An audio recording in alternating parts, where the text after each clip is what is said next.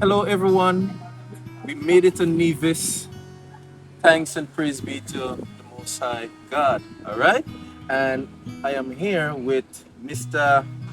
James. And James is the head coach of swimming in the Federation of St. Kitts and Nevis. So, James, thank you very much for speaking with us, sir. Tell me the state of swimming in the Federation. Well, it is fairly new as in terms of us being able to participate or compete overseas.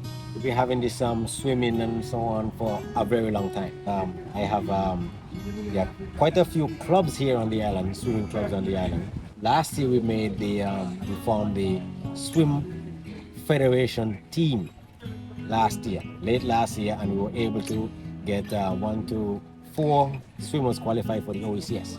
So we are trying to see if we can double that this year, get more people there, more of the kids them there. We are trying to get everything organized so that we could take off by the summer and get these kids prepped and ready to be able to go outside and represent my team and the national team organized, ready. We had our last training session this morning, and our orientation and little chit chat and so on. They actually are very excited to do this thing. They love whenever there's a swim meet.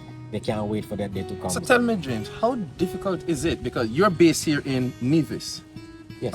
You're based in Nevis. Yes. And so you are the swim coach for both St. Kitts and Nevis. So how do you go about getting the kids from St. Kitts over here? Do you travel to St. Kitts to train them, or do they train here and come to Nevis to train? They have their individual clubs on St. Kitts.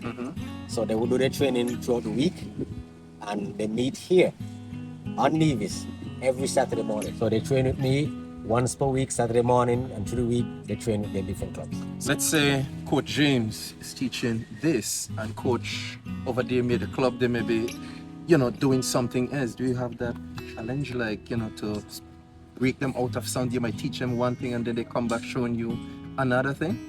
Well, I talk to the coaches. Uh-huh. So up to recently we had a talk as pertaining to one particular swimmer and how or what he's doing.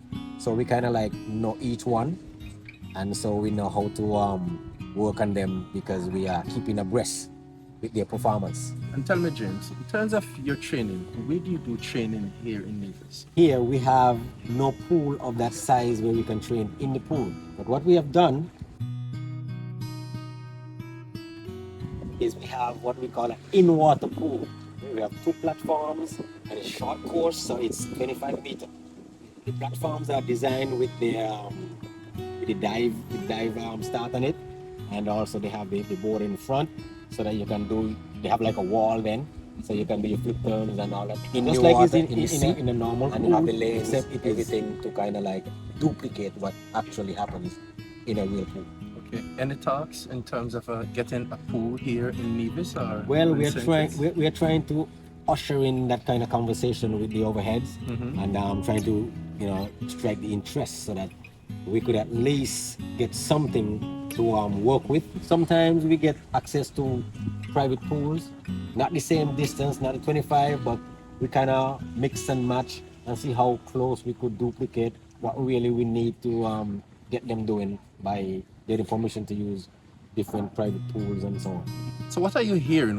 What the talks are like with the officials? What is it that they're saying? Any positive word you're getting from them? Well, I wouldn't say that I'm getting any positive word as to lead into a pool, but what we are doing is trying to use swimming to really show that, okay, this is something that that is growing fast, and we need to be abreast and are able to whatever assistance is needed to get these kids up to where we stand with that we could be able to compete in parallel with the outside world. We are the only ones, I think, we are the only ones that don't have the facility.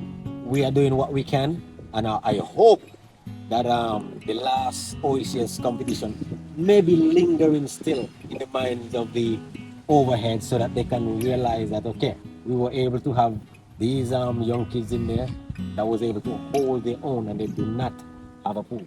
Yes, James, I can hear the passion, the burning desire, and I know that feeling You know, when I hear it, I know it because it's the same thing that we are struggling with in Angola in other Nations United Swim Club.